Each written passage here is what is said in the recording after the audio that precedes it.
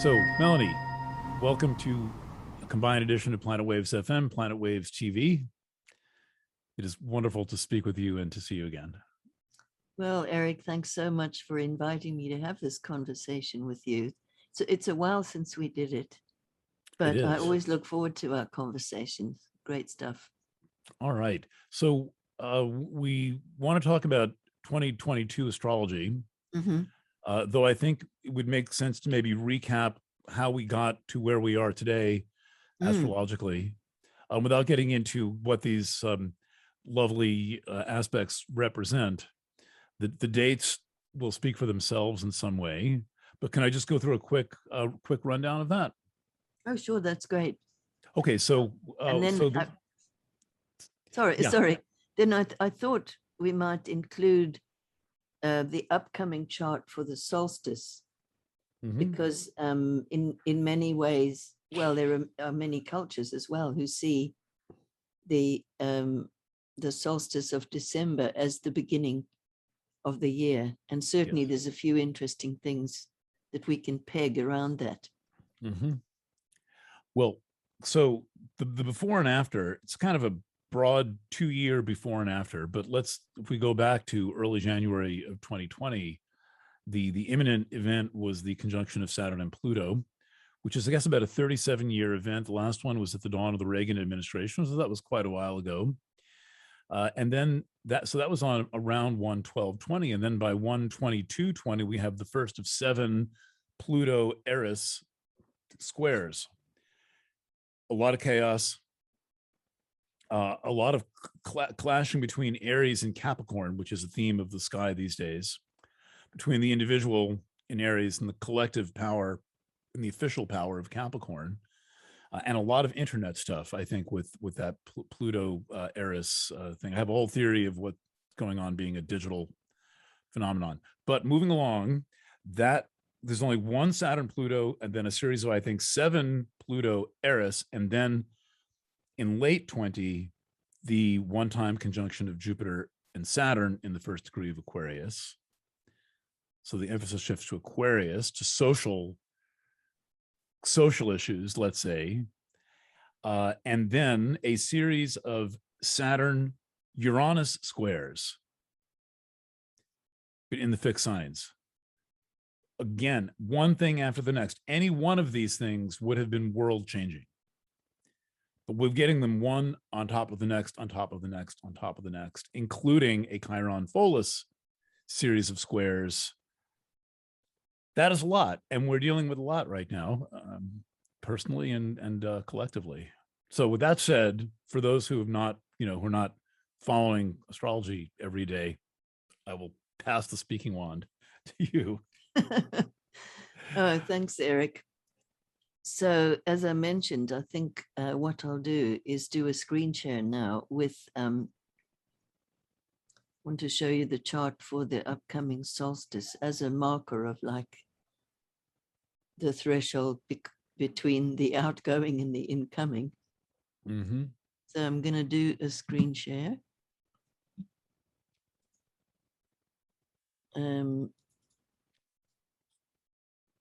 Kitty cats. Yeah, that's my screen. Computer. It's one kitty cat in the mirror.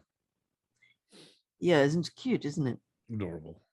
Little. So here is the chart that I was wanting to mention. I set it for London just because that's the nearest really big place that I live next to, and also conveniently it's the same as UT or Universal Time. Yeah, Greenwich is right a couple of miles away. Yeah, it is a bit more than a couple, but it's right near. 10 miles, something like that. 20 miles. Well, no, I live north of London now, and Greenwich is way down below London, so I guess it's probably about 55 miles from here. Okay. Yeah. Okay, so there's a few interesting themes that anchor on this chart that I thought I would just flag up. And I'm then going to show you a few graphic ephemerises, and I'll say a bit more about them when we get to that point. But, using the charts of the equinoxes and the solstices is a favorite technique of so-called mundane astrologers, meaning people whose speciality is to do with the mundane, which will usually mean current politics or current and future politics. I think and of it as also, any worldly event. I think of yeah, mundane. exactly. And also history and cultural things as well. Me, because I don't think I'm well enough informed about any of the above to really be able to run with the information, I'm always more interested in the internal side. So the inner experience and what the planets might be reflecting as to what's unfolding in the anima mundi, or the soul of the world, of which each one of us is actually a part. So that's my basic orientation. And a couple of things to point out right away. One striking thing here is that the moon is quite strongly placed there in the sign of Cancer, which it rules. It's in the second house of resources. But now, if you look closely, you'll see that that moon is the only thing on that side of the nodal axis. Absolutely everything else is contained in the other half. Right. Now, this is a very particular situation, which goes under the name of Kal Sarpa in the Vedic astrology. Yep. That's the indigenous astrology of India. And the planets and the nodal axis are so placed that for the last couple of years, we've had a similar thing. Yep. In the same months. Yep. So it's very interesting because from the 14th of December all the way through until the 24th of April, 2022, this will cyclically happen. Now, obviously, when the moon is going this way from the north node to the south node, and then from the south to the north, okay. So and it does that in 1 month. The moon goes around the whole zodiac in 1 month. So for 2 weeks of every month from now until April, we will have a couple of those weeks in this situation of Kal Sarpa Yoga. Very interesting. Now, I'll say a little more about it in a minute, but just to point out that this is an interesting day because the very next day, it's 2 days later, the nodal axis mean nodes change sign. So up here we have Gemini, down here we have Sagittarius, and on the 23rd of December, they shift, bing, into Taurus up here and Scorpio down there. And when I was thinking about this, I just thought, okay, my motto for the incoming new nodal positions is keep it simple and avoid unnecessary intensity and complexity at all costs. So I'm talking kind of cliches, but it still works. So Taurus is like anything for a quiet life. Just don't bother me, With Uranus there. Exactly. The things that's making it easy. Well, except, for some people, depending on the individual horoscope, the surprise or the shock of Uranus in Taurus is precisely that major change of seeking the simple rather than seeking the complexity, if you see what I mean. But that's the polarity, with Scorpio, with its nose for intensity and complication and emotional intensity and so forth. And then Taurus, we could make that, that's the polarity of the moment. So you can find out, I'm sure, it'll probably be all over the internet about Kal Sarpa. That's Kalsarpa. Yep. But one image of, yes. sorry? Well, I want to, I've looked into this yoga for many years. Mm-hmm. And a lot of what's written in books, including and the internet, is exaggerated. There are commentators who warn about this also. Yeah, yeah. It's more powerful in a natal chart, and it Yes. requires all the planets to be on to one side of the nodes from Rahu to Ketu, which was what we've got. We've got Rahu in Gemini out to Ketu in Sagittarius. Yeah. And so when the moon is on that side of the nodes, then Kalasarpa is in play. Yeah. It's in place. And in a personal chart, it represents a strong reaction in the current life to the immediately prior incarnation. And it can represent a fall. It is a severe imbalance. And we're seeing this. We're in reactionary times. Yeah. And we're going to see a lot of falling going on. Yeah. Yeah, that's a great definition. There's something else that I would want to say. And again, looking towards the inner side, there's a way where this axis can be thought to symbolize a kind of Kundalini energy, which rises, but as it does, it generates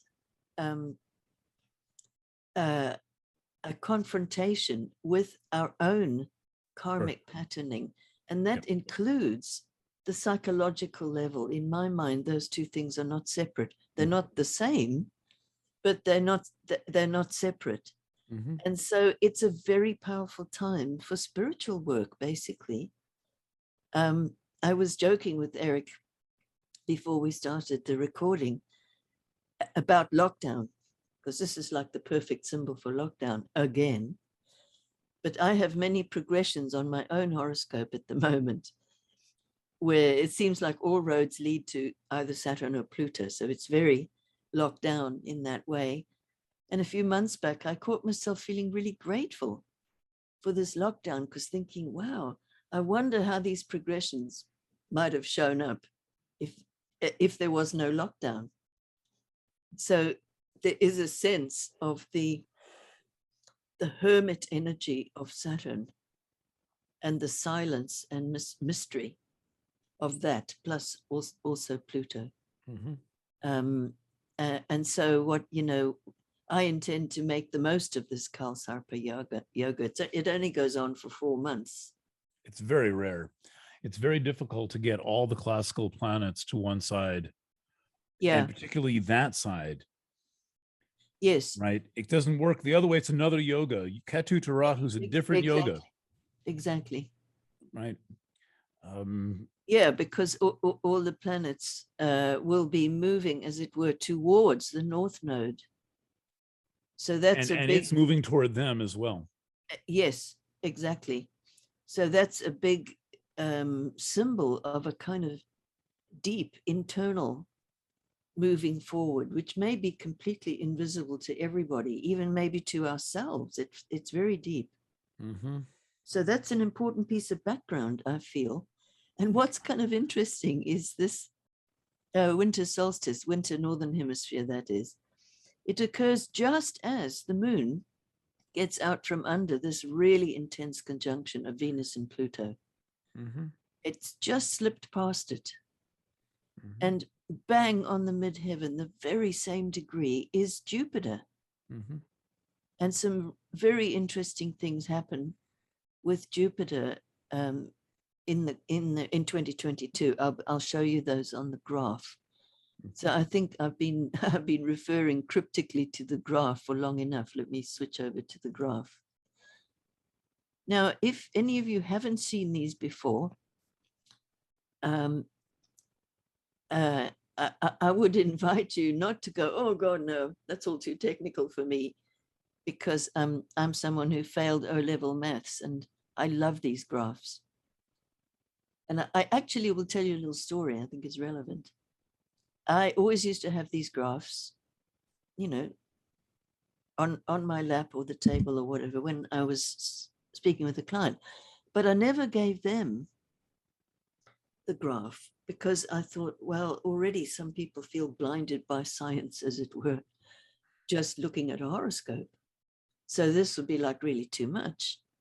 So I had one client, first time she'd ever had a reading, and she looked like the archetype of Mrs. Ordinary, truly. Never had a reading before. And I saw her look, craning her neck, looking at what I was looking at with this graph. So when the reading was over, she said, can I have the graph? And I sort of hesitated and said, yes, of course, gave her the graph. I thought, what on earth will she do with it? Because she didn't even know how to match the signs, the glyphs with the planets and the signs and all that. Anyway, in due course, she came back maybe a couple of years later for a reading, and I remembered her with this thing to do with the graph. So I said, how did you get on with the graph? And she said, oh, I love it. And so I'm like trying to figure out what's she doing with it. And I said, do you mind telling me how you use it? She said, yes, I've got it up on my kitchen door and I just watch the waves. Mm-hmm. And I thought, well, she absolutely got it because that's what's being shown. Mm-hmm. So, and if you use this, you can use this with a natal chart to get very individual transits. But the graphs I'm going to use this evening, they don't have any personal horoscope inset into it. So it's just the patterns of the actual planets. Yep. So it's a graphic ephemeris on a 45-degree dial. Exactly. So that means that everywhere where any of these colored lines cross over each other, there is an aspect, right, and it'll be on the 45-degree sequence. It'll be a semi-square, a square, a sesquiquadrate, or a conjunction and opposition. or opposition. So it's going to be one of those. So it doesn't show the sextiles and trines. There are ways of doing that, but separately. But from a practical point of view, I find this is the one that I have sort of landed on that I find the most useful. Mm-hmm. So this very straight line is the nodal axis. It's the mean axis. And you can see along the side here, and also at the beginning of the lines at the top and bottom, you'll see the planetary symbol and the sign in which it's moving. So a couple of things I want to just mention. We follow on with the theme of the nodal axis. And I said that there's some interesting things going on. Well, what we've got right there on these graphs, when you see little colored blobs on the line, that tells you, that planet is changing signs right there. Mm. And you'll probably know where it is, but you can always, if you forget, you can check. So Jupiter in 2021 went into Aquarius in late February, stayed there, then went into Pisces briefly, just for a few weeks, right there and there. Then it went back into Aquarius, and then there, right there, it goes back into Pisces. That's the 29th of December. And shortly before that is when the nodal axis changes. So we've got two major changes right around Christmas into New Year in this year, 2021 and 22. And what it also does at the same time, Jupiter makes a T-square with the nodes, and that shows up very clearly there. And these T-squares with a planet on the apex of it, they're very, very interesting and very powerful, quite pressurized sometimes. The planet, so the point which makes a T-square with an opposition is called the bendings. Mm-hmm. And I have a little story about that one too. Mm. So this is going like way back into the 1980s now, way before the internet. So I knew that that was the name of that position, but I didn't know where that name had come from. And I understood the process which it's about, which really is self-explanatory. It throws an enormous emphasis onto the planet that's between the two ends of an opposition, and it also throws an enormous emphasis on the empty space where there isn't a planet. Mm-hmm. But I didn't know where the word had come from. So I thought, well, okay, I'll do this. This was before the internet, as I said. And I thought every time I teach about the nodes, somebody out there must know. So I'll just say, what is this about? So sure enough, eventually I was teaching in Australia and someone said, oh, I know. And then they said that it was a nautical term which had to do with the turning arc of a ship. Now, I forget exactly what it was, but there was a whole lot of Neptune stuff going on at that time. And so we were all so excited about this symbolism and thinking of the turning arc of a ship and, you know, like turning points in one's life and the Nodal Axis and all of this poetry, you know. So then a few years later, I was telling this very story. And it turns out it's completely wrong. So it is a nautical term. It's a special kind of knot, which is very, very strong. And again, I mean, isn't astrology wonderful? Again, the symbolism completely fits. So there are the karmic knots, which we have brought in with us. And sometimes we witness the untying thereof. And these can be knots that we can also inadvertently create. So when a planet goes on the bendings, it's like that all starts fraying and opening. So it's very powerful and something to really stand by, to bear witness to, because it can be very energizing at the same time. Mm-hmm. So we got a little sequence here, which is really interesting. There is Jupiter on the bendings, followed by Saturn on the bendings. How's that? Is that on a different angle? It's going to be in Aquarius and the nodes are going to be in, oh, wait, I see. Well, nodes will be in Taurus Scorpio by then. Right. And so now we're looking at April of 22 and exactly. they meet in the spring. Yes. That square meets in the spring of 22. Very handy information. Yeah. Yeah. And then if we follow sort of up this way, something incredibly interesting happens. At least I find it interesting. So the purpley line is Uranus, okay? And it's in Taurus, in the middle of Taurus. And Uranus, which it was squaring all the way through 2021, we can see at a glance from this graph, well, those two ain't finished with each other in terms of the sequence of squares. I'll just divert from here for a moment and I'll come back to this. This kind of chain figuration, that shows us there, there, and there. And so that's the 17th of February, the 14th of June, and Christmas Eve. So we're 2 down, 1 to go. Absolutely relentless. So the two co-rulers, Saturn and Uranus, of Aquarius, have been squaring off. And as Eric mentioned, you know, they were not the only pair of planets that very much reflect the polarization that's been going on everywhere, you know. But anyway, I think some people will be thinking, oh, you know, I can't wait for the last square of these two. So they stop going at each other and maybe things will calm down a bit, etc. But, you know, the process will go on through 2022. It may let up a bit in the first few months, but because they do separate pretty much out of orb.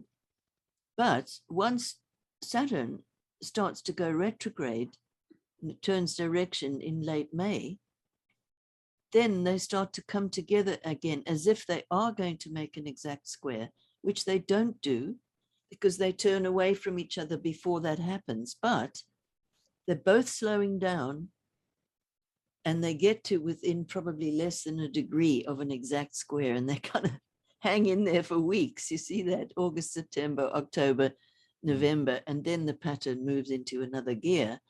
But additionally, we will have Jupiter by then in Eris, most of that period, it's at the exact midpoint. And I'm very interested in that because this Saturn Uranus, it's been so kind of locked and kind of jerky and not flowing and reversing and doing all this stuff. And so to me, you know, midpoints where Jupiter is the one in the middle are sort of symbols of release. You know, the lock is broken or something is released. Now, that's not necessarily a good and easy thing. I mean, I always find it in a general way more useful not to put labels like good and bad on aspects and placements and all the rest of it. If you're studying a really specific situation, you know, that could be completely appropriate, but not in the general way. But Jupiter is the expansive one.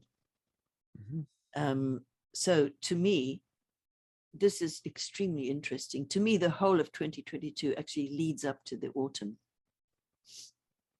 And I so love it, the way it grounds the reality of these two energies beautifully, because if you just look at a transit list, you'll just see the exact dates of when the aspect is exact, and you may not see that at all. So that's another theme. Now, I'm going to do another graph here, same as this one, but I've added in 3 centaurs. And the one that I want to point out is here, A1. Now, on the way these centaurs are labeled are simply alphabetical.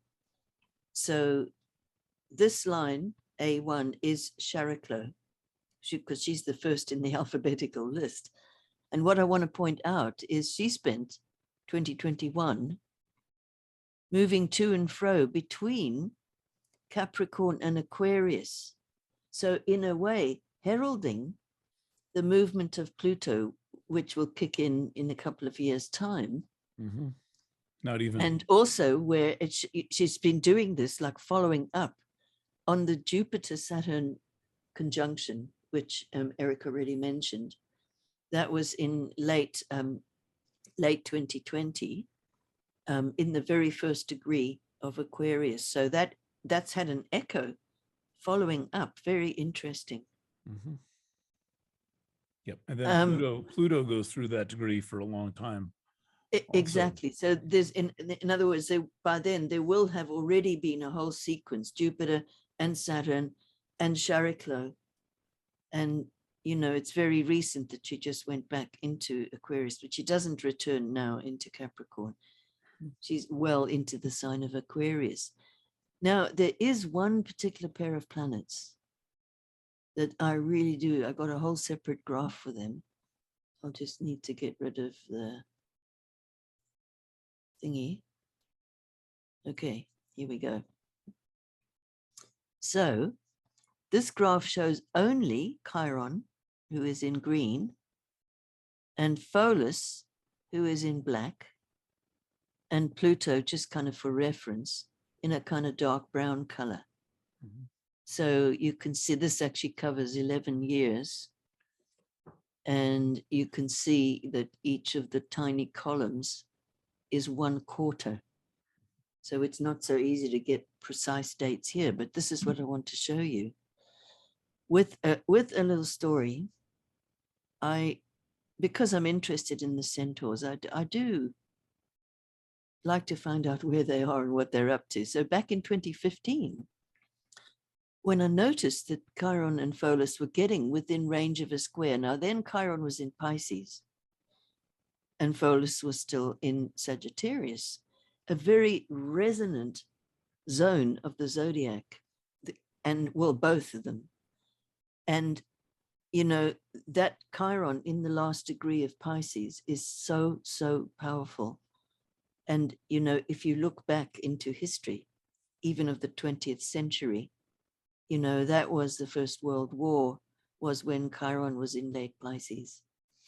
And what followed the First World War was the great Spanish flu epidemic, just as Chiron moved into Aries. And this area is right around where the galactic center is, definitely a center of a much higher voltage kind of energy, which could be said to represent something like the deep self, deep self, and another kind of higher center of our own universe. It's anyway very powerful.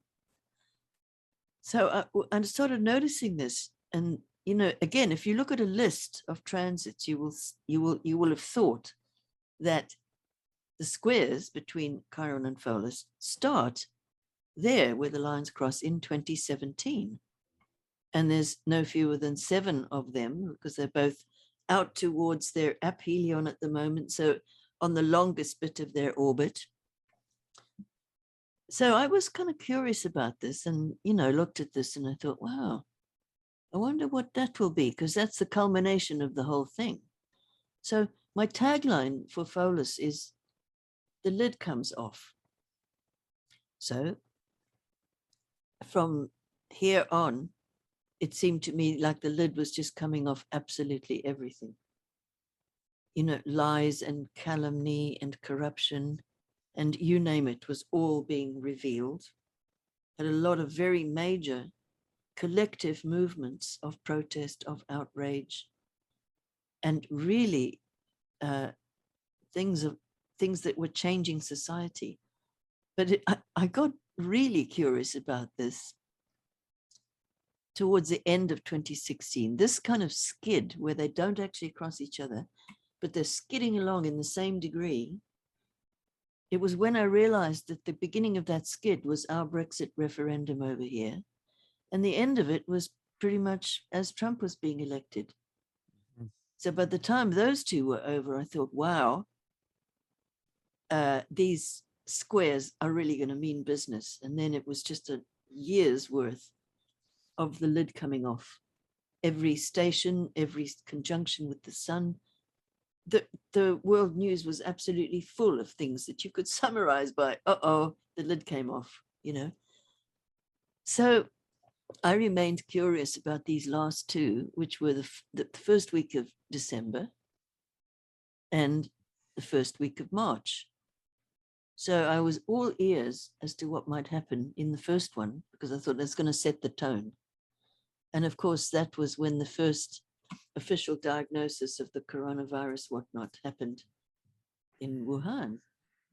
So right then I thought, oh, well, obviously this is, you know, all aspects to Chiron has to be something to do with health and illness and all that. Way back before this had all kicked in.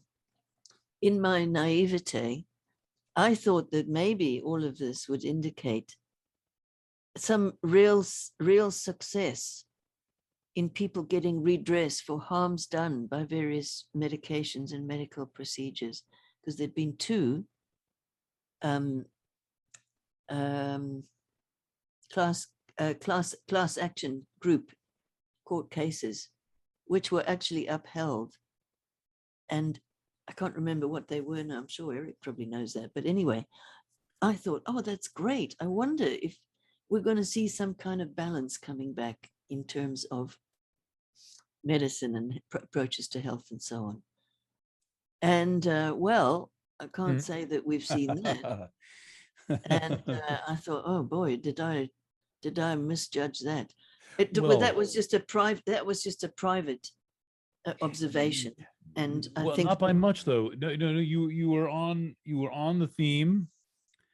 And look, this has been a boon for certain people in certain facets of the health industry. It's true. You know, shareholders or certain companies are doing brilliantly well. And some people think they've got a thing that's going to let them live forever. Correct. The immortality injection. Yeah. Exactly right. So you were so on. In other words, but you were on it. I think it was stolen, though. I think that happens. That it could be one thing, and then someone seizes it, and it becomes another. Yeah, but you know, in the work, Rudolf Steiner wrote some very interesting things about Yes, he did. pandemic. Yes, he did. Yeah, one of Please. them. So he was writing even before there was such a thing as a virus. Okay, and so you know, he wrote a lot about bacteria, and in some cases, obviously, in retrospect, we can see that he's referring to viruses. But he said that what those are the physical manifestation of lies. I was very struck by that. Very, very struck, because it's as if, you know, lies harm the soul in the sense that if we're deluding ourselves or other people and so forth, it sort of mucks up our channels. And then, you know, the energy doesn't flow in an optimal way. And I kept being reminded of that, because it absolutely thick with lies on all sorts of levels, you know. Yeah. But anyway, after all this happened, and the first week of March, by then the whole world was either in lockdown or fighting about whether or if to do it and how. So amazing. So I then thought, oh wow, I wonder what's going to happen as these two kind of go along together in lockstep, but actually gradually separating.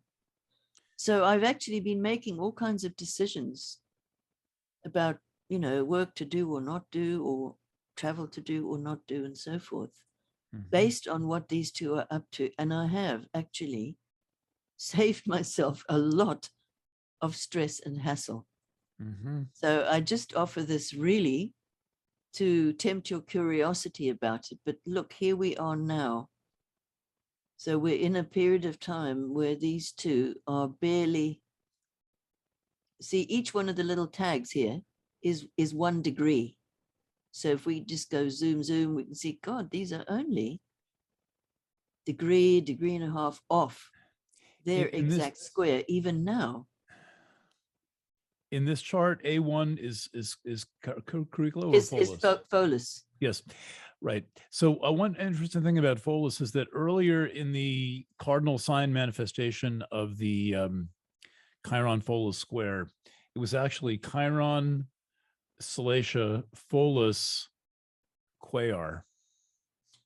I remember that. And Pholus Quaar, that both Pholus and Quaar have a family theme.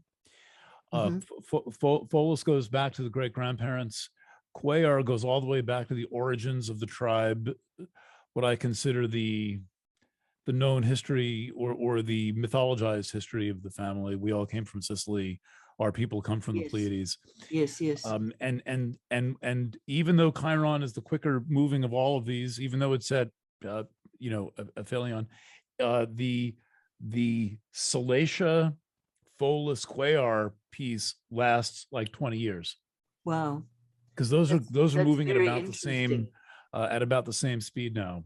Yeah, because certainly there is a specific theme with Pholus that refers to 4 generations.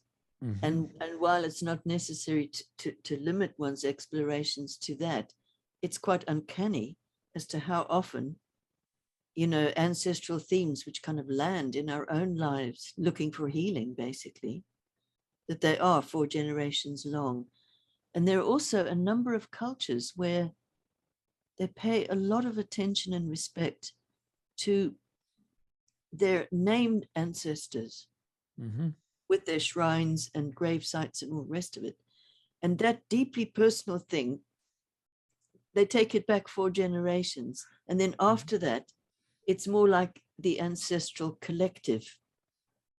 Also, if you use derived houses, in 4 generations, the angles shift all the way around the circle and complete, which is a wonderful bit of symbolism. And it's hard to name all your great grandparents. I can't.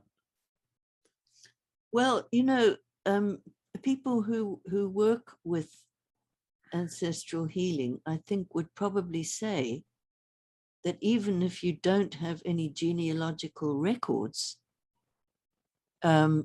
the people back down the family tree, they still exist as part of the spiritual tapestry of your own invisible world, you know. And as such, it's entirely possible to have a relationship with people who you didn't know in life, and who nobody in the family may have even known them, and there's no records or things like that. So on the inner world, none of that really matters, because if one is open to or drawn to make a relationship or a connection with those who went before, then, you know, that heartfelt wish will absolutely activate that possibility. Almost like a radio broadcast, you know. Anybody out there who's my great grandparent. Well, it's quite a few.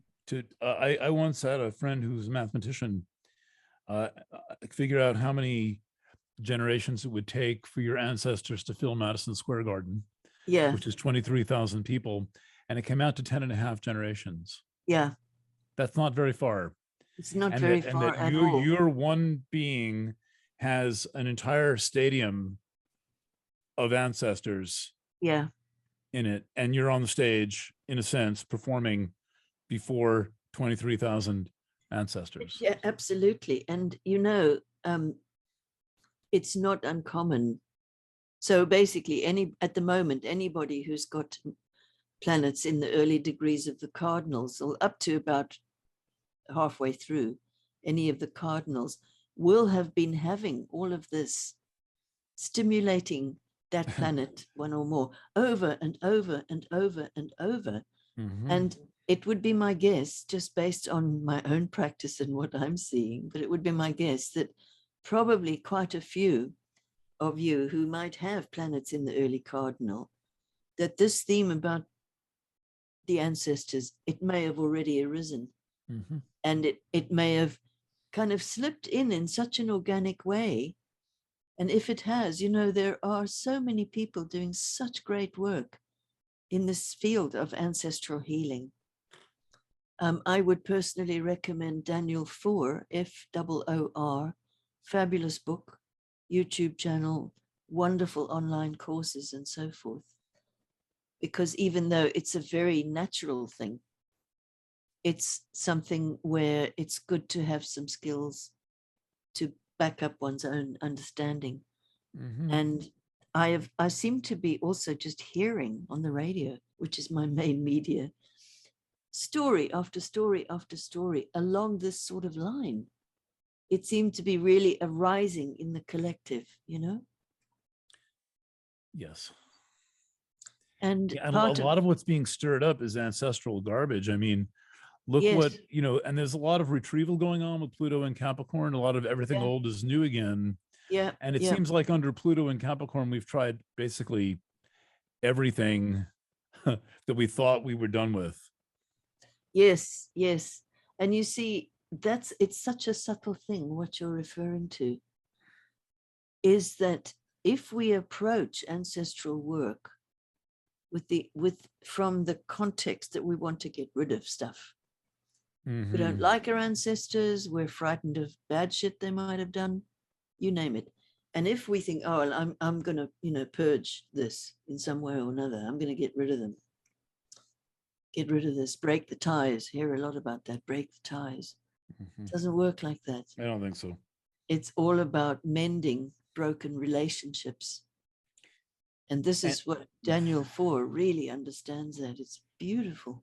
And also retrieving what has been hidden. Remember many years ago, I sent you a dream that I had about finding a skeleton. I do. In the house of my grandparents. Yeah, I do. Yeah, I came across that that paperwork the other day. Oh, wow. Like, yeah, yes, and it involved somehow there was an overlay between my grandparents' house, my grandfather who killed himself in that house, and the contaminated dormitories that I've taken responsibility for. Oh my God, yes, absolutely. You know, absolutely. So, you know, those skeletons are there. Those skeletons are buried, and we're not very good at burying the dead. That's the thing. We don't really reckon with our predecessors very well. Yeah, There's not a lot of respect for that process no, but usually, I and so think we need this, to have a little more. I think. I mean, to start now. You know. well, Uh, in my feeling, this is one of the incoming themes because, it also has great relevance for some of the awful kind of racial and national polarizations and yeah. conflicts that have been Hmm. going on, because that is also embedded in our ancestry. But as Daniel Four often says, the ancestors do also grow and develop. So we Hmm. don't have to fix them in our own mind as to how we think they are, Right. which is all very precious. And that whole understanding seems to be really embedding itself in the collective now. If I just think back even 10 years ago, Hmm. talking about this kind of thing in the context of a therapy or whatever, it was way more unusual to hear about that than it is Hmm. now. Hmm. And so I look upon this Chiron Folus, is the lid is coming off things that absolutely need our consciousness and our attention. And Chiron is there as a representative of the fact this is a healing process. And that's something I've returned to, even when looking at things collective, you know? Well, I think I always think of all the centaurs as having an ancestral theme. Regardless of the centaur, you could just Yeah, put a I'd little agree. universal glyph representing a centaur, any centaur. Yeah, You could take them. You know what I'm saying? You could I am. Yeah, not specify them, just have it be a centaur. And I think all of them are ancestral in nature. I really agree with that. And this was back in 1992 in New Scientist magazine, You the cite. announcement of the discovery of the Kuiper belt. And in the caption on this picture was the phrase, "the pristine remains of the origins of the solar system." And I went flash. No. In that instant when I read it, I thought, oh my God, this is about the ancestors. And then that thought kind of faded, with the effort of getting information and experimenting a bit and so forth. But it turns out that that flash continued to be meaningful, in fact. So Mm-hmm. I 100% agree with that. Mm-hmm. Yeah, and I talked to Jane Liu a couple of years ago Mhm. about the origins of Chiron. She said unquestionably pulled in from the Kuiper belt. Yeah. You can't say not all centaurs necessarily, but Chiron for sure. And so then I also think of the relationship between Pluto and the Kuiper belt. So, sort of poetically speaking, it's like in the mythology, Pluto's the lord of the underworld, and in the Mm-hmm. sky, he's the king of the Kuiper belt, which And the was he's the main man in the whole belt of the solar system, well, from which the centaurs are said to come. so let's consider that for a second. So Pluto is really a binary. Yeah. So Charon or Charon is not a moon. They orbit at barycenter. Yep. And then there's 6 points. There's Hydra, there's Nix, there's two others. So it's the only 6-pointed Kuiper object that I know of. Okay. And I'm kind of surprised we haven't got much better photos. We spent all that money on New Horizons, but it's a 6-pointed system, and it's the only one I've only ever heard of binaries besides that. Wow. So it's pretty darn special, and that they Yeah. found this by accident from a ground-based telescope Wow. is pretty good. That is pretty good. So that's all. That's my brief mention of Clyde Tombaugh and the 6-pointed system of Pluto. And remember, Charon is not a moon. That's important, I think. Yeah, that is important. But Isabel Hickey going was back onto the to your, binary nature of Pluto before Charon was discovered in the pamphlet. sorry, It was I missed the first part of what you said. Isabel Hickey, Yeah. astrology, a cosmic science. I've got her here Yeah. somewhere. I always keep her nearby. Astrology, cosmic science. By the way, great lover of her daughter said voracious reader of Alice Bailey when we inquired. Um, was on to the binary nature of Pluto before the discovery of Chiron. She said, this thing is a binary in consciousness. It either represents a wisdom, Athenian type of thing, or an underworldly Plutonian kind of a thing. And then right in that same year or something like that, the binary pair of Pluto is discovered. So she was quite intuitive of an astrologer. Yes, well, then she wrote that book called Minerva or Pluto. Yeah, that's it. Minerva, not Athenian. Close enough. Yeah. Yep. Yes. Yep. It was a pamphlet. I think it comes out in 78 or 77. Yeah. And tacked on to the back of the book. And I've got a copy of the pamphlet somewhere. I always try to pick these things up. Yeah, I do too. The original pamphlet. Yeah. All right. So so where are we? So those are all the main themes that I wanted to show, I think. I've got a couple more graphs. Oh, look, I put in Eris there. That's specially for you, Eric. Oh, thank you. So here on this sheet, she comes up as A2. Okay. Again, just because it's alphabetical. So you can see that, this really long sequence of squares between Eris in Aries and Pluto in Capricorn. Yep. There were 7 of those, as Eric already mentioned. So in fact, over this last summer, 2021, was the last time that those squares were exact. And were they ever? They went on for weeks and weeks and weeks, exactly exact. And you can see that they do begin to separate just a little bit. So it's now a separating aspect as distinct from an applying aspect. And that does begin to gradually lessen the intensity. So I'll be curious to see how that shows. Though we're left with what's come through that door.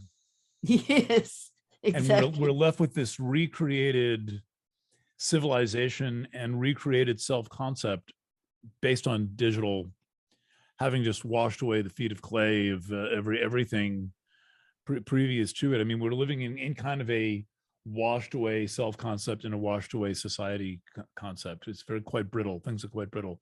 And this is digital. This combination of factors is, I think, the transformative power of digital and really the damage that the digital has done to the self based on literacy and inner awareness. Yeah, there's just started this week a very interesting series of radio programs all about the human relationship with artificial intelligence. And although, I would think of AI as maybe connected with Uranus, but it's so utterly technical. And that does make me think of the cardinals and of the square, in fact. So the conjunction of Uranus and Eris was very important at the dawn of the radio era in the 20s. It's exact around 27 on the Aries point. And so it really brings in the era of mass media. Wow. And then we get Eris is in a sign so long, we get 2 conjunctions in Aries between Uranus and Eris. And the second one was during the kind of Twitter revolution of Trump getting elected, when we got to experience the full effects of what it means to be living under digital conditions, which is governing the world by tweet, which is what we've been living through ever since that time, is governance by whether it's tweet of the World Health Organization or Maria von Kerkhove, or tweet by Victor Christopher Drosten, or whatever these yokels are, or Neil Ferguson. They fucking tweet. It's like, oh well, there you go. It's just a new fiat. The tweet era has passed somewhat, but that's what suddenly we were governed by Twitter, not by Congress and Parliament. And it was so maddening to see this. And you can only do that when people are in a somewhat weakened state of mind. I gotta say, not in their bodies, not in their minds. No, there was something else I wanted to say about this period, sort of August, September, October of 2022. It's in there that the conjunction between transiting Uranus and the North Node occurs. And I do think that's really interesting, given the sequence of contacts to the nodes that I mentioned. And also, there's that situation of Jupiter being at the midpoint of Uranus and Saturn all the way through this period as well. And then it's like Uranus in Taurus kind of sets that off, if you know what I mean. So and what about I really think that is the one of awakening, because we've had so much shaking up and breaking down and chaos and polarization, and I can't help feeling that, and now I'm just thinking in terms of individual lives. I'm not thinking politically, but I know that so many people through 2021, with all of the Saturn Uranus squares, it was impossible sometimes to really find solid ground, even though one was maybe working really hard to get to solid ground. It seemed like no sooner had you got your feet on solid ground, then the ground gave way, or a volcano erupted underneath you or something. 10 reporters is not enough to cover the news right now. Oh, yeah, absolutely. No. And so there, people were like exhausting themselves, trying harder and harder to move forward with plans for the future, or to, decide impossible decisions, etc. And I think there's been, from what I can see, a progressive giving up of that, as the final square occurs. But the process isn't over. No. So what I'm curious about here, with their kind of near miss and the engagement of those midpoints and everything, is whether that will be a time when indeed something of the way forward that's for each of us individually. I don't know about the world, but each of us has our own thread in the tapestry of life, to use the cliche, but it works. Each of us has our own thread, and I think that we will either be deliberately or even semi-consciously still holding the threads of Saturn and Uranus, while the old and the new clash and bash and communicate and then fall out of disfavor with each other, as this alchemy works really towards something new. Because there is, Uranus on the North Node and Jupiter in Eris in a semi-square with it. There they are. They start up there in a semi-square. And then that combo of Saturn, Uranus, and Jupiter continues on in one form or another through the rest of the year. So I'm thinking that could be times when it's like, when, I don't know why this image, but when they do horse racing and they have these cars with these booms on them, and the cars drive, along the trackway for the racing horses, and the horses and the riders, they ride along behind this boom, right? And they ride and they build up speed and build up speed.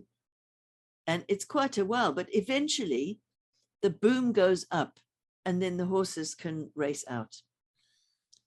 So that's making me think of Saturn and Jupiter, that we have to ride along and stay in the race, even though the boom's up. We're not free to just run around wherever we want. So that image just came to me. And I think, given the Centaur stories as well, I like that image. Yeah, I'm concerned that the visioning of the culture is being done by technocrats more than by visionary individuals. A lot of the visionary individuals are having to respond and react to the visions of the technocrats, and we're in this age of artificial and enhanced reality, which is transhumanism. Yeah. They're putting the computers into the bodies of people now. This is very troubling. So the technocracy is wanting to merge humans and the internet, basically. Yes. And we need some other vision besides how nice it's going to be robots, or to think in some way that computers are superior to us and we'll be relieved of having to think and remember anything. Absolutely. And learn. And you've got your Moderna mRNA platform. It's right on the website of Moderna. It's a computer platform. We're injecting you with a computer platform. It says it right on the Moderna website. This I hadn't seen. Yeah. So, I want to get the Mozart. I want to get the Mozart adaptation so I can play like Mozart. For $99, I too can play like Mozart for 1 year. Yeah. People are buying this. People are going for it. I know. But you know what? Yes. Please say something that is less pessimistic than I'm being. So here in the UK, for the last week, there's been this absolutely ferocious series of storms. And I forget the statistics, but I think it was in the millions of people were up in the highlands with blocked in by feet of snow. And they've been without many, many utilities for more than a week.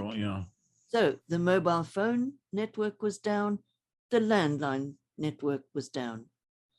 So nobody had any computers, tablets, smartphones, nothing.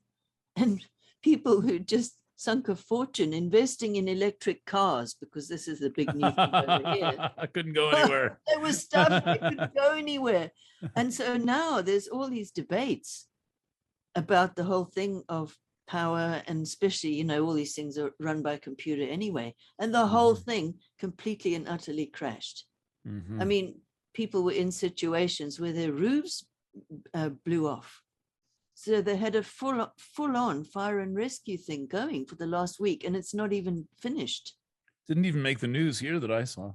Oh, well, if you look up Storm Scotland, you might find it. Sure, I'm sure if I look, I'll find it. Dramatic. Yeah. And, people literally, so it was mostly in rural areas. So it wasn't like people could wander to a central meeting point where they somehow managed to get a place warm and so forth. They were scattered all over. And it was considered to be the worst storm. I forget the statistics, but the worst storm for a very, very long time up there. And it all focused on the electricity, that is the power that runs all these computer things. It runs all the electric cars and many other things beside, including, pumps for water and the things that keep the mobile signal flowing, and all of it, So we're that's totally dependent on electricity. Yes. Wake-up call. And similar things could happen, that totally interrupts this progression into the man-made, machine-made man kind of thing. Yeah, one good sunspot.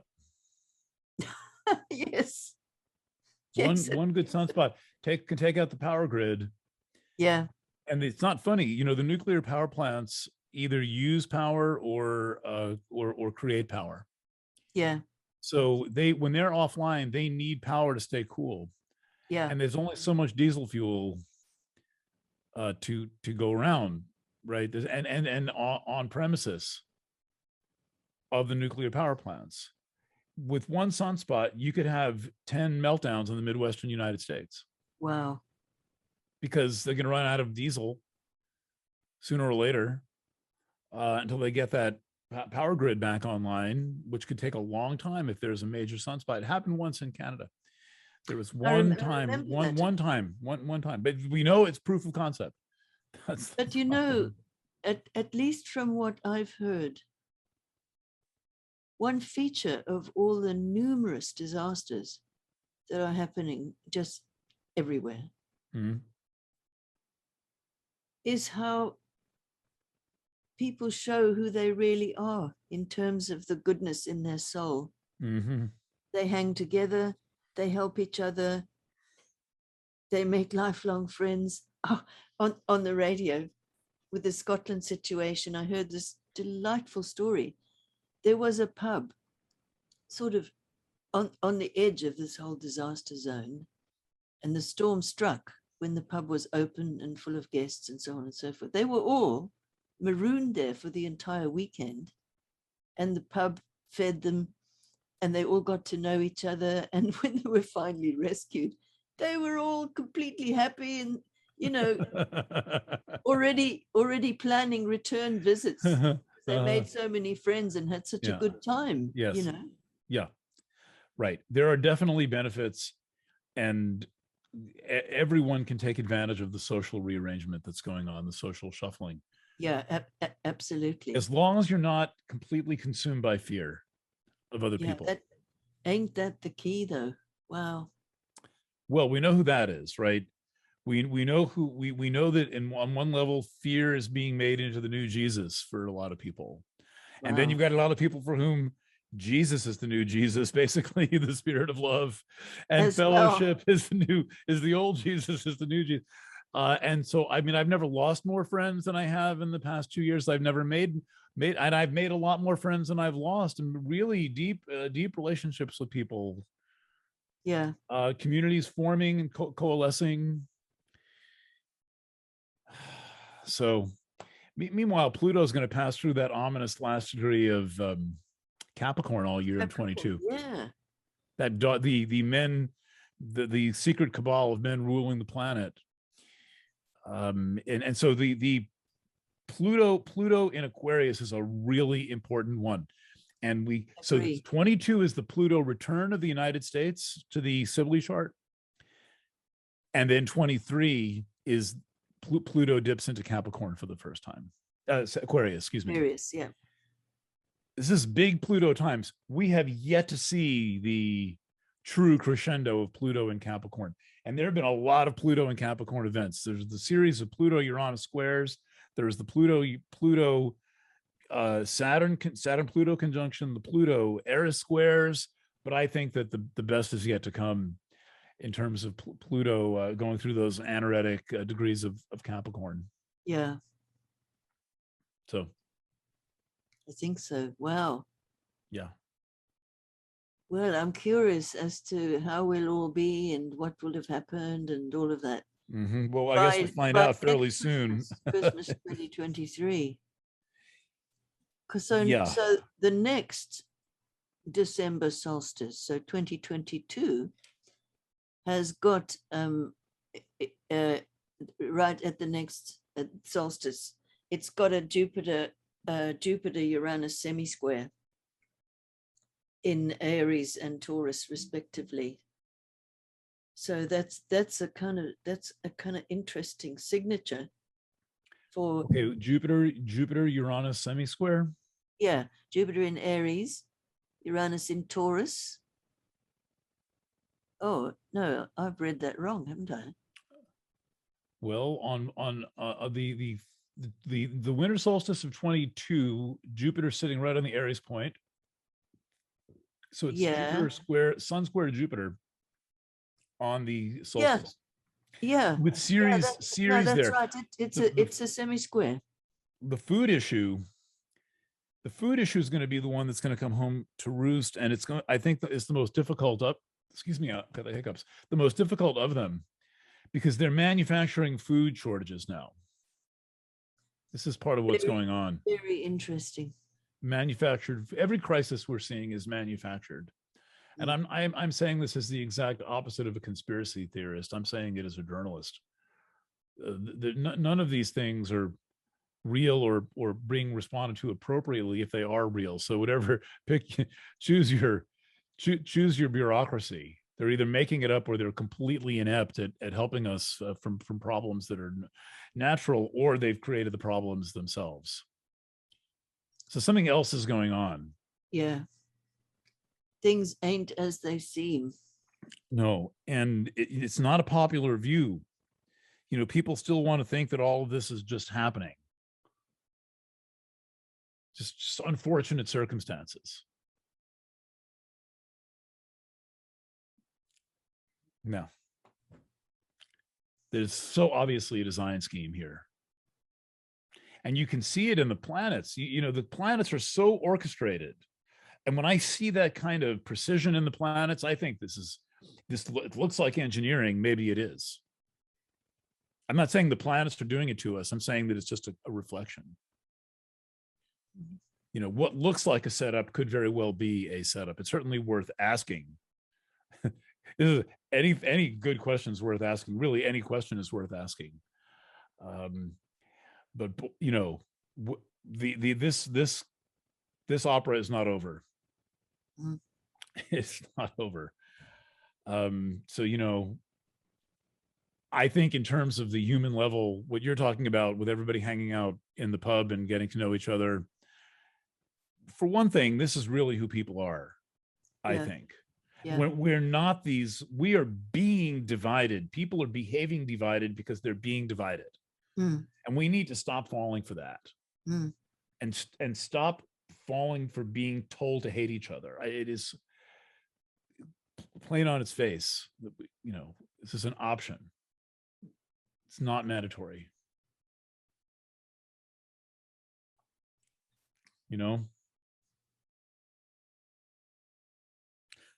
Speechless. Yeah, I mean, I'm concerned. I am concerned. Partly that I didn't see something this huge coming, but a lot of people did. A transformation of the globe, this enormous. But the globalism harkens back to the Pluto and Sagittarius days. That was when globalism it seemed to have two sides. Oh, okay, the WTO's meeting, but then we've got all this groovy world beat music and world beat food, and we've got friends all over the world now because of the internet. But now there only seems to be one major side of globalism, which is the authoritarian side. And it's nice that you're in England and you're 3,000, 4,000 miles away and we're having this conversation. But this was done before the internet. So you had to sit on a boat for a month to get to Paris. You had to get to London, Benjamin Franklin back and forth between, the US and Paris. This is a long trip. You read these diplomats from the 19th and 18th centuries, man, it's a long trip, but they did it. They did it frequently. So it's quicker for us, quicker for them. Well, you seem optimistic. I'm happy to hear that, or at least spiritually aligned. It's typically called one of the social planets. But yeah, and it sets the fashion trend also. Yes, absolutely. But I also think that it's like a signifier of our soul tribe in a way. And that in turn is a signifier of the friendly society, let's say, within the soul that arises when there's a congruence or a condition of harmony between all the different parts of us. And of course, that is the alchemical work that Jung spoke so much about. Yeah. And it's not easy, and it goes on all your life, Sure. Whether there's peace or war outside, this internal work still goes on, Yes. And there are some people who live by the worldview that, if we're going to talk about unity, well, that means that there's no difference at the core level between who I am and who the world is.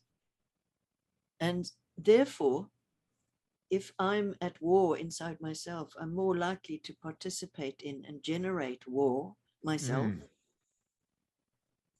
And vice versa, Yep.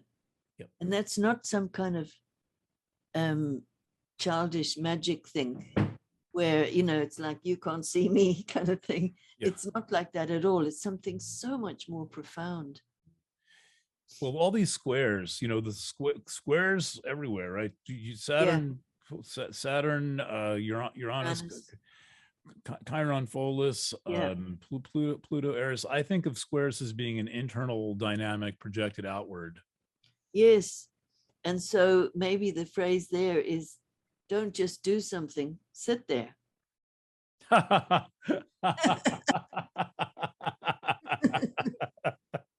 Or as Ringo said, so much time, so little to do.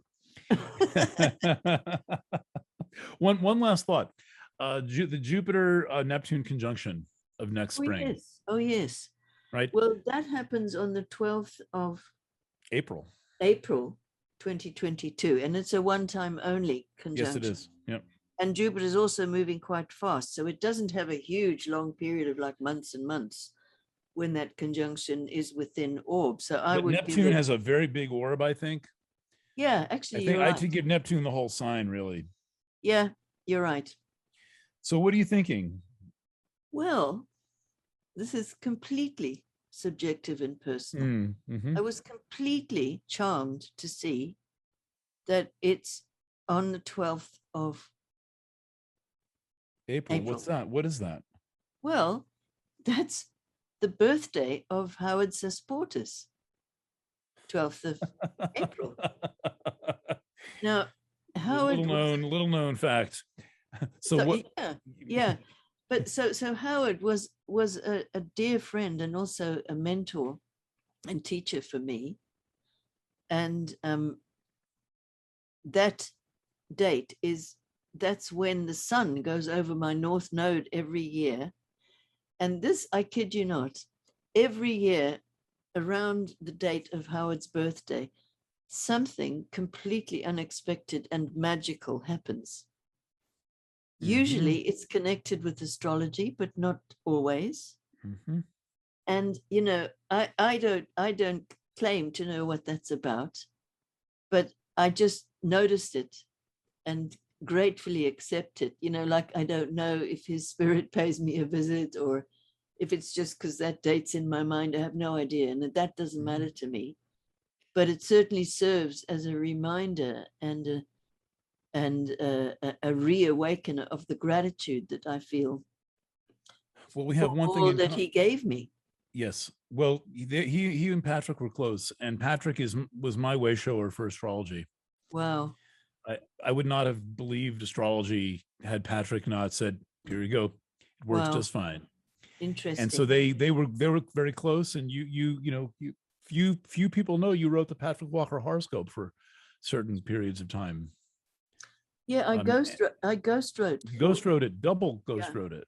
Yeah, that's and right. And my proof of that, though, I believe you, is that there was one day the expression, today's stunning aspect involving Venus or something, and I knew enough at that time to know the ephemeris was, I think it was something like Venus conjunct Chiron, and I know that they were less likely to use Chiron than you. Certainly Patrick was not using Chiron. So it slipped into the column. It slipped into the column one day. I'd forgotten. Kind of like in one of my last Jonathan Kainer columns in the Daily Mail, I did an entire Daily Mail horoscope based on asteroids. Wow. Just because I could. It was just me punking the British astrology scene, which is rather anti-asteroid. And I thought, well, no one can stop me. I'm going to write this column and they're going to print it right in the Daily Mail. But it was something, just winding back a bit, it was something you said that triggered the thought about it's Howard's birthday. Yeah, the Jupiter. Because I remember him saying, about Jupiter and Neptune, he said, if they're in orb, if they're in an aspect, you need to give it a really, really wide orb. And so that's pretty much what you just said. And I thought, oh, Howard, and then thought again about the fact that it's his birthday. Anyway, so for that reason, I shall be sort of expecting, although, expecting is kind of a heavy energy sometimes. So I will be curiously awaiting and even inviting some kind of magical experience around that time. And I'm serious. I will be looking into my own schedule as to exactly when those dates are, whether they're over a weekend or anything else. And I will be trying to take some time out exactly around that conjunction to just be in that energy and have some space where I don't have to think in too much of a concrete way, and when I can really just flow with the Pisces energy and, gosh, be there to receive the benefits of such a beautiful kind of energy, especially after some of the density of how the aspects have been. That's the word that kept returning to me. It's so dense. Yeah. And this now is something so different. Wow. Yes. It should lighten it up. Yes. And people need to keep a grip.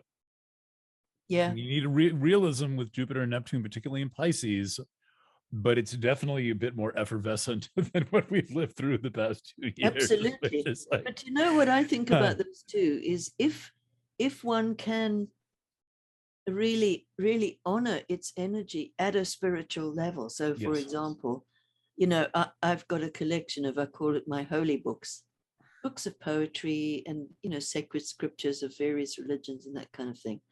And so I shall be rifling through my holy books, reading some of them, working in my journal, but doing things that help the energy to kind of elevate and lighten up and flow, because it's Pisces, hey? And all these other cardinal things don't flow, I think. No, and they're not so pleasure seeking. I think we could use a little more indulgence in pleasure seeking. Yeah, because I mean, Venus is exalted in Pisces, and I think we deserve a little of that after the last couple of years. Yes, and but of course that's also that's not so far away from Easter. So no, it's right in the pocket there. Yeah. So that'll probably be a really important time of year. I mean, maybe I'm just, as in Jupiter, greedy. I like to celebrate as many religious festivals as I possibly can through the year, and in Bali, in the constitution of Indonesia, there's freedom of worship for all religions. And so the Balinese love to celebrate. So the Balinese calendar is pretty much a whole year where it's back to back to back festivals and celebrations. It'd be good to get one of those for an overall master view of all the events. Exactly. And many of them are actually celebrated. So every day is a holiday in Bali. Yeah, every day is a holiday. Or they take a break. They have a holiday where you don't have to have a holiday, and you have whatever you want for lunch. Exactly. And so, and every day is a holy day. Yes. Wonderful. Any closing thoughts?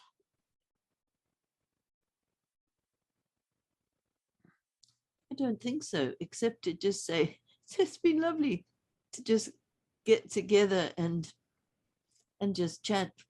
Yes. And throw ideas back and forth and so forth. Really great. Yeah, I think these kinds of conversations are good for people who follow astrology, because I think that people always go off in their own direction. Ideas are spurned and ignited that don't even necessarily have anything to do with what we were directly talking about, but just to open up the field of the astrology and to present the visuals of it and to kind of bounce the ideas around gets other people's molecules shaking. Yeah. And so we don't even need to be that conclusive. People come to their own observations. Yeah, exactly. That's one of the things I really do. I feel very excited by with astrology.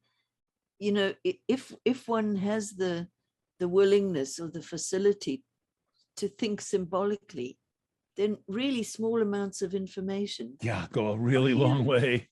Exactly. Huge. Yep. Now I'm going to back myself out of my screen share, hopefully. We've been looking at a screen all this time. All right. So hello again. Yes. All right. And Katerina Rozhenko in the background recording for us. Hi, Kate. This is Kate. Can everyone see you now? Kate, please say hello. We make sure people can see your face. Looking Hi. like all right. This is Hello. Katerina Rozhenko, the daughter of the brilliant Anatoly Rozhenko, who left us about 1 year ago. Okay. And I've claimed Kate as something of my inheritance. I have adopted you, Kate. So Okay. Bye-bye, everybody. yes, Hi. Melanie, thank you. Thanks for sharing your time and you your wisdom, and for being a very good friend, and I think one of the most dependable astrologers of them all.